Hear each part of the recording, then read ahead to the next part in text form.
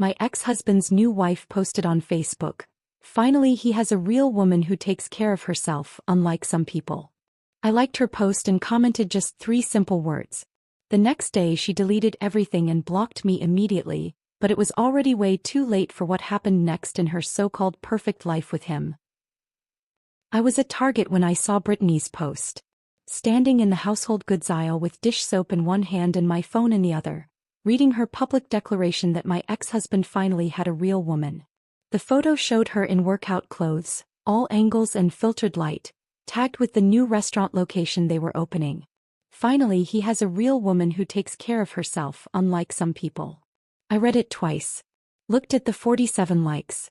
Recognized his mother's name, his business partner, the hostess from Location 2 who'd watched Brittany flirt with Derek while I was still his wife. I could have written paragraphs.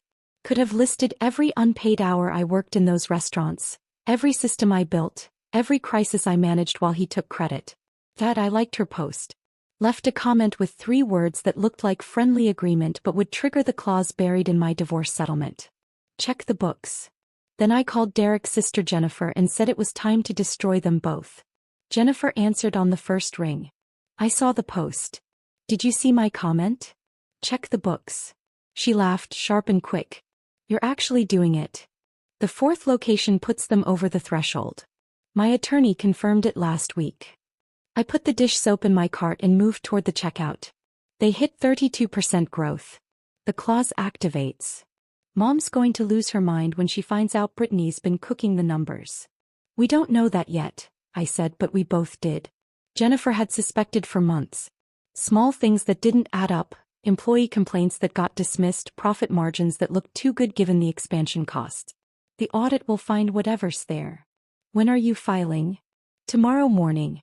Settlement enforcement, business valuation dispute, request for forensic accounting. It'll take them completely by surprise. Jennifer was quiet for a moment. You know this is going to get ugly. It's been ugly since Derek brought her to Christmas dinner while our divorce was still being finalized. I got in line behind a woman with 2 screaming toddlers. I'm done being the one who stays quiet to keep the peace. Good. I'll start putting together my presentation for the board meeting. Once your audit request goes through, Dad will have to call an emergency session. That's when I hit them with everything. We hung up. I paid for my stuff, drove home to my apartment that was smaller than the house I'd lived in but entirely mine, and opened my laptop. The divorce settlement was saved in a folder labeled Legal Documents. I'd read it so many times I had sections memorized, but I went to page 47 anyway, subsection 12, paragraph 3. In the event that Morrison Family Restaurants, LLC experiences a valuation increase exceeding 30%, within 36 months of the finalization of this divorce decree, the plaintiff shall be entitled to compensation reflecting her 8 years of unpaid labor contribution to said business, calculated as 15% of growth value beyond the 30% threshold, with full rights to request independent forensic accounting to verify valuation claims. My attorney, Patricia Harmon, had fought for that clause like it was the only thing that mattered. Derek's lawyer had barely glanced at it. They were so focused on keeping me from getting part of his salary, so convinced the restaurants would stay stable at their current 3 locations, that they didn't see the trap. Patricia had looked at the business plan Derek stupidly left open on his laptop one night, saw the expansion timeline, and built the clause around what she knew was coming. They're going to grow, she told me in her office 9 months ago. Men like Derek always do. It's not about success, it's about ego. And when they do, you're going to own a piece of that growth because you earned it. I'd worked at Morrison Family Restaurants from the month Derek and I got married. His father, Richard Morrison, owned 2 locations when we met. Casual dining, locally famous, the kind of place that survived on reputation and regulars. Richard ran them like it was still 1985. Paper schedules, cash register systems that jammed, inventory tracked in spiral notebooks. The restaurants made money because the food was good and people were loyal, but they were hemorrhaging profit through inefficiency. I fixed it. Spent my evenings after my actual job building spreadsheets, researching POS systems, creating employee schedules that optimized coverage and minimized overtime. Introduced vendor management software that cut food costs by 18% in the first year. Trained managers on inventory systems that reduced waste. Richard loved me. Called me the daughter he never had. Derek took credit for every single improvement. My wife's been helping out with some of the administrative stuff, he'd say at family dinners, like I was filing papers and not rebuilding their entire operational structure. When they opened Location 3, I project managed the whole thing. Permits, contractors, equipment vendors, staffing. I did it while working full-time as an office manager at a dental practice, which was the job Derek thought was my real work. The restaurant job was just helping out family, which meant it was free. Richard paid Derek a salary of $90,000 a year to be operations director. Jennifer, who had an MBA from Chapel Hill and actually understood restaurant finance, made $65,000 as assistant manager and got excluded from every major decision. I made nothing and did the work that made expansion possible. Then Derek hired Brittany as a hostess at Location 2. She was 24, recently graduated from community college with some kind of hospitality certificate, all blonde highlights and practiced smiles. I watched him flirt with her for 3 months before I said anything. Watched her flirt back. When I finally confronted him, he told me I was insecure and jealous and maybe if I took better care of myself he wouldn't notice other women. 6 months later he moved out. Said he needed space to figure out what he wanted. I found out from his mother that he was living with Brittany 2 weeks after that. The divorce took 11 months because Richard kept trying to mediate, kept insisting we were just going through a rough patch, kept pretending his son hadn't blown up our marriage for someone barely old enough to rent a car. Patricia made sure the settlement reflected reality, even if Richard's family never would. The notification on my phone pulled me back. Brittany had deleted her post. I checked the timestamp. 6 hours after my comment. I opened Facebook and confirmed. The whole thing was gone. Her profile was suddenly private. She'd blocked me. Too late. I already had screenshots. So did Jennifer. So did 3 other people I'd quietly stayed friendly with who understood exactly what Brittany's post was really saying. I sent the screenshots to Patricia with a message. Filing the valuation claim tomorrow. She just made it personal. Patricia responded in minutes. Already drafted. I'll have it filed by 10. How aggressive do you want the accounting request? Full forensic. Every transaction for the past 3 years. That's going to be expensive. I have the money. The divorce settlement had been decent on the asset split once Patricia proved how much unpaid work I'd done. I'd walked away with enough to live comfortably while I figured out what came next. Spending some of it to audit Derek's precious family business felt like an excellent investment. I'll include a request for expedited processing. Given the settlement terms, we should get approval fast. I spent the rest of the evening going through old files. Every email I'd sent about restaurant operations. Every spreadsheet I'd built. Every vendor contract I'd negotiated. I had documentation of 8 years of work, thousands of hours of unpaid labor, all organized in folders on my laptop because I'd always been the one who kept records. Derek used to make fun of me for it. You keep everything, he'd say, watching me file emails. It's just restaurant stuff, not the nuclear codes. Turns out documentation matters when you're proving your case in court. Patricia had loved my files. Built the entire unpaid labor argument around them. The next morning I was drinking coffee when my phone rang. Patricia. It's filed. Court accepted the expedited request. They're assigning a forensic accountant by end of week. That fast. The settlement clause is airtight and you have documentation of your work. Judge took one look and approved it. Derek's going to get notification today. Good. Meredith, you need to prepare for this to get nasty. Richard's going to try to protect the business. Derek's going to claim you're being vindictive. Brittany's going to make herself the victim. Let them. I went to work, answered phones at the dental office, scheduled cleanings and root canals, and did not check my phone until lunch. When I did, I had 7 missed calls from a number I didn't recognize and 3 voicemails. I listened to the first one. Derek's voice, tight with anger. What the hell are you doing? My lawyer just called about some audit. You can't do this. The settlement is done. You need to call this off right now. Deleted. Second voicemail. Meredith, this is Richard Morrison. I'm very disappointed. I thought we ended things on good terms. This audit is going to hurt the family business and I know you don't really want that. Please call me so we can discuss this reasonably. The same Richard who'd chosen his son over acknowledging what Derek did.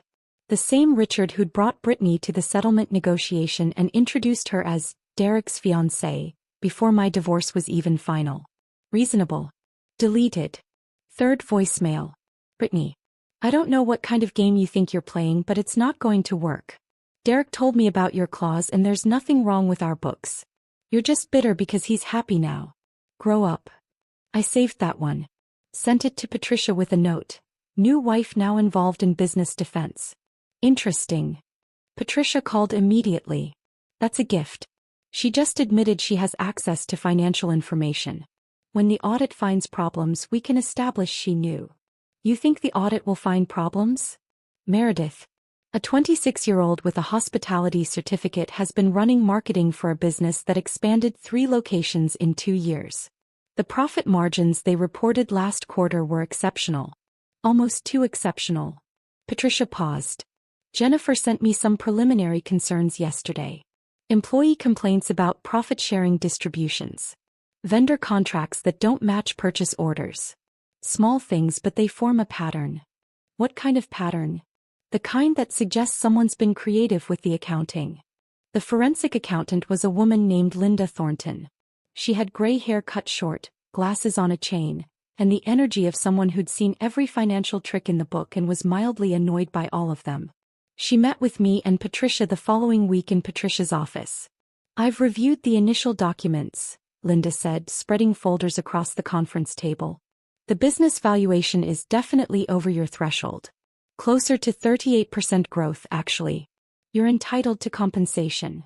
But, I heard it in her voice. But some of the numbers don't reconcile. Your settlement requires me to verify the valuation, which means auditing their financials. I've found discrepancies in the marketing budget, the vendor payments, and the profit-sharing distributions to employees. How bad? Linda looked at Patricia, then at me. Bad enough that I'm legally obligated to report it if I confirm what I suspect. We're not talking about sloppy bookkeeping. This looks intentional. Embezzlement. Potentially. Someone's been creating fake vendor accounts and paying invoices to companies that don't exist. The money gets deposited in accounts I'm still tracing, but it's not going to Morrison Family Restaurants operations. Linda pulled out a spreadsheet. It started small about 18 months ago. 500 here, 1,000 there. But it escalated. In the last 6 months, we're looking at about $60,000 redirected. I did the math in my head. 18 months ago. Right when Brittany got promoted from hostess to marketing director. Right when Derek gave her access to the vendor payment system. Can you prove who did it? I can prove who approved the payments. Every fake invoice has an approval signature. Digital but traceable. Linda tapped the spreadsheet. Brittany Crawford. Your ex-husband's current wife. Patricia leaned back in her chair. Well, this just became a criminal matter. The audit took 3 more weeks. Linda was meticulous, tracking every suspicious payment, cross-referencing vendor registrations, documenting the fake companies Brittany had created. Shell corporations registered to P.O. boxes, bank accounts in Brittany's maiden name, invoices for marketing services that were never performed. Jennifer started going to the restaurant locations quietly, talking to employees, gathering complaints, documenting the profit-sharing issues. Turned out Brittany had been skimming from the employee profit pool too, redirecting funds into her marketing budget where she could then siphon them into her fake vendor accounts. The employees were furious when Jennifer explained what was happening.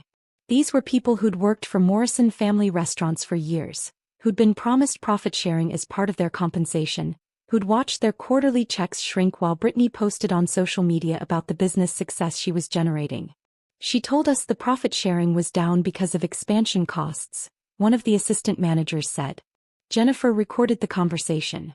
Said we had to sacrifice now for growth later. Meanwhile, she's driving a new Audi and taking trips to Miami. Richard Morrison called the emergency board meeting for a Tuesday in late April.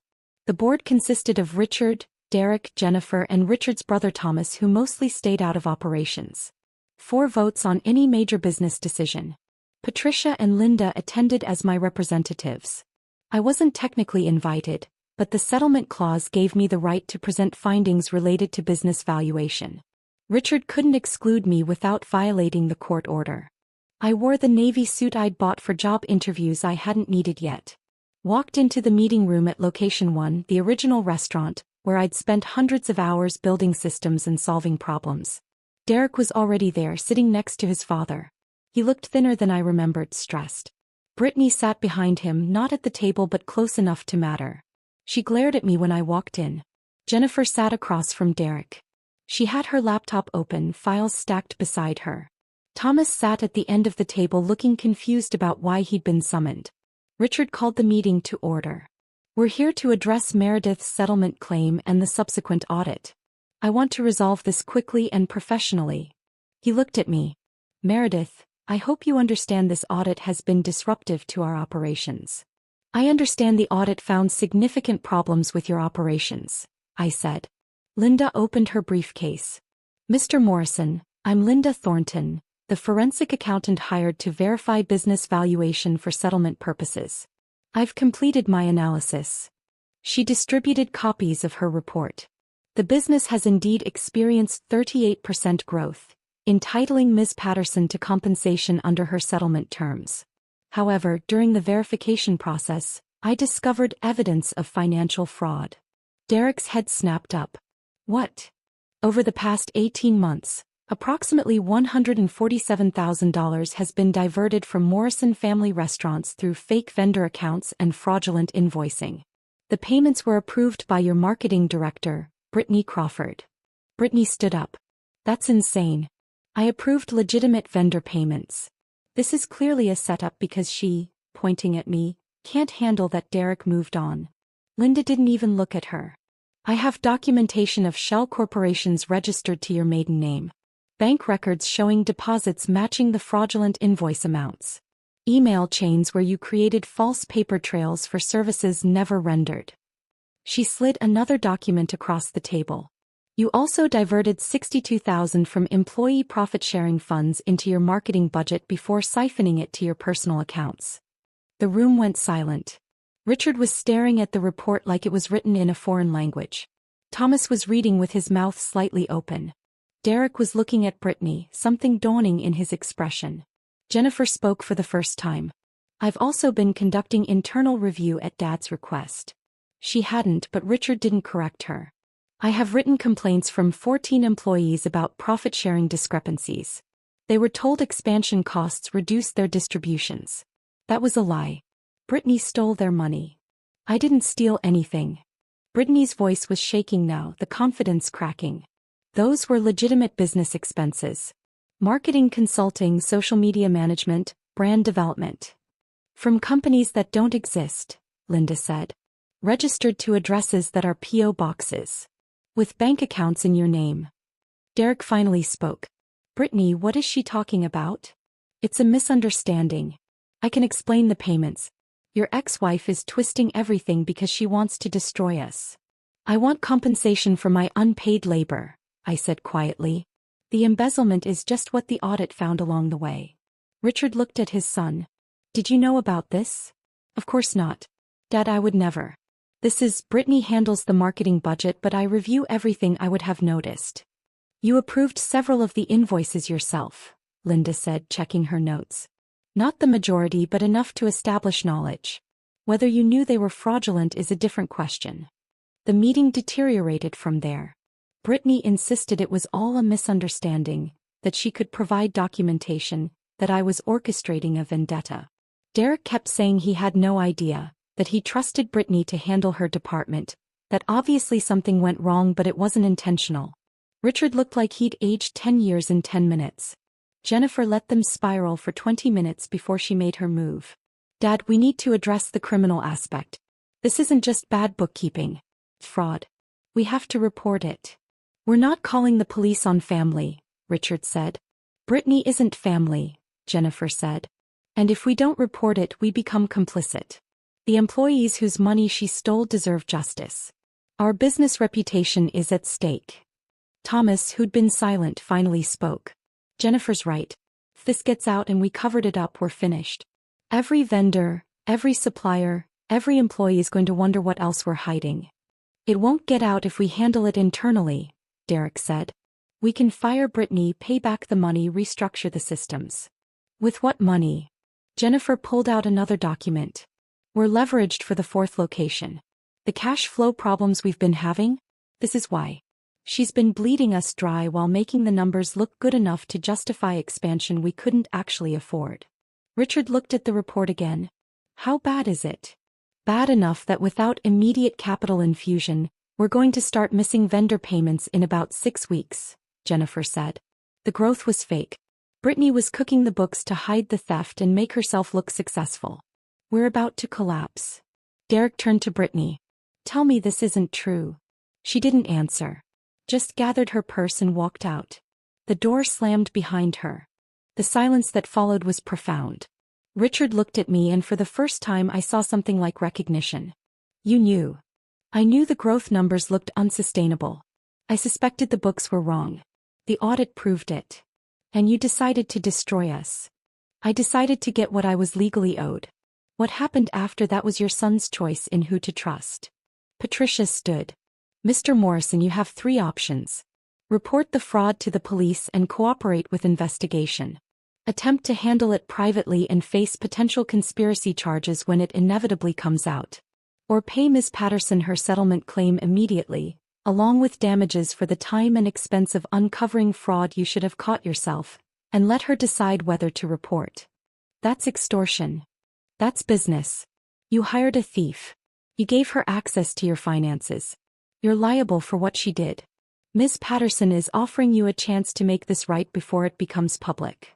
Richard looked at Derek. This is your mess. Dad, I didn't know. How could I have known? Because you were thinking with the wrong part of your anatomy instead of using your brain. Just like always. Richard stood. Board will vote on terminating Brittany Crawford effective immediately. Jennifer, you're now operations director. Derek, you're on leave pending investigation of your involvement. You can't be serious. You brought a criminal into my business and gave her the keys to the finances. I'm deadly serious. Richard looked at me. Your settlement claim will be paid in full within 30 days. I assume that resolves your interest in our internal matters. Not quite, I said. I'm also filing a separate claim for the employees whose profit sharing was stolen.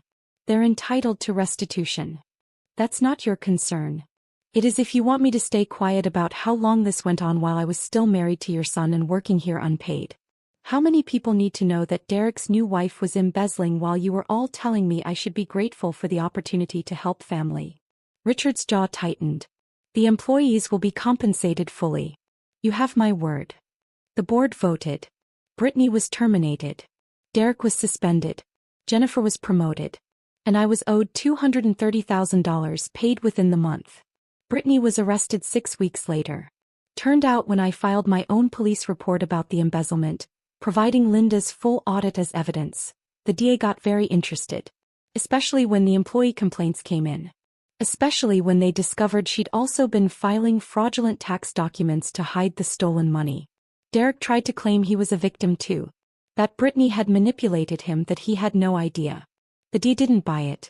He wasn't charged criminally, but the civil suits from the employees named him as a defendant. Richard settled those two quietly, paying out of his personal funds to protect the business. The fourth location never opened. Morrison Family Restaurants restructured, brought in outside management and slowly recovered. Jennifer ran it with the efficiency and intelligence she should have been allowed to use from the beginning. Richard retired a year later. Sold his majority stake to a regional restaurant group and split the proceeds between Jennifer and Thomas. Derek got nothing. The marriage to Brittany imploded before the trial, dissolved in restraining orders and accusations. Last I heard, he was managing a corporate chain restaurant in Charlotte, living in a 1-bedroom apartment, and paying child support to a girlfriend who left when the money dried up. Brittany served 18 months. Got out on good behavior. Last I saw, works at a call center and isn't allowed to handle money in any professional capacity. I took my settlement money and bought a small cafe in Asheville. Nothing fancy, just good coffee and pastries and a quiet space. I hired well, paid fairly, and built something that was entirely mine. Jennifer comes to visit sometimes. We laugh about the fact that my 3-word Facebook comment triggered the destruction of everything Derek thought he'd built. Check the books, she said last time she was here, shaking her head. That's all it took. That's all it ever takes, I said. People who steal always leave trails. You just have to know when to look. The cafe is doing well. Better than well. I might open a second location next year, but only if the numbers actually support it. Only if I build it the right way. I never did respond to Brittany's post with anything else. Didn't need to. Those 3 words did exactly what I intended. Made her paranoid enough to spiral, confident enough to think she was untouchable, and visible enough that when everything fell apart, everyone knew why. Sometimes revenge isn't about burning it all down yourself. Sometimes it's about lighting a match and watching them realize they built everything on gasoline. If this story of patient, calculated justice made your heart race, hit that like button right now. Subscribe for more tales of people who played the long game and won completely. Sometimes the quietest move destroys the loudest enemy. Sometimes 3 words are enough to burn down an empire built on lies. That satisfaction you're feeling? There's more where that came from.